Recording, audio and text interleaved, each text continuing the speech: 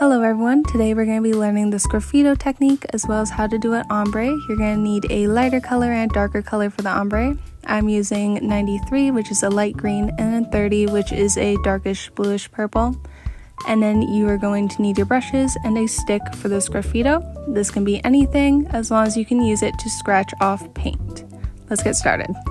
So let's do our ombre. I'm starting with 93, that is my light green, and I'm going to put it onto my palette first as always, and then we can get started with painting our piece. I'm going to paint 3 full coats of my light color onto my piece, and then once I have 3 full coats, we can move on to our darker color.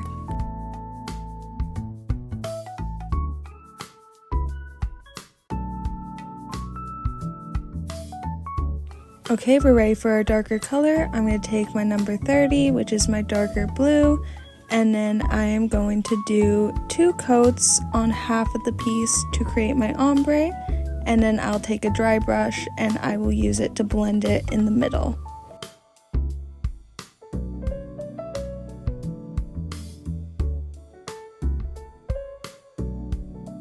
Once our piece is dry, we're going to flip it over and do it all again on the back.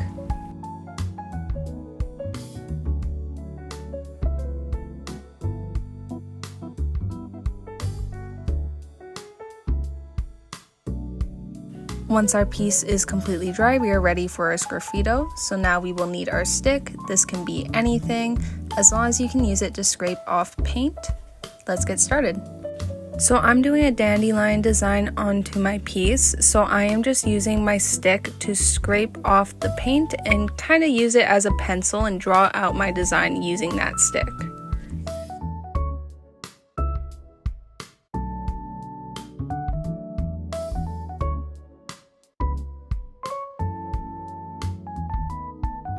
And now it is time to glaze our piece. So I'm just adding a coat of glaze onto my piece.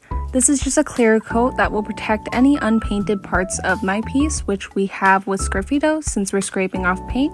I'm getting the edges, the bottom, everything. You want everything covered. So this is what your sgraffito and what your ombre will look like coming out of the kiln. We have our lighter color and our darker color blending together nicely, and then we also have our sgraffito showing. I hope you enjoyed the video, and I hope you enjoy your painting.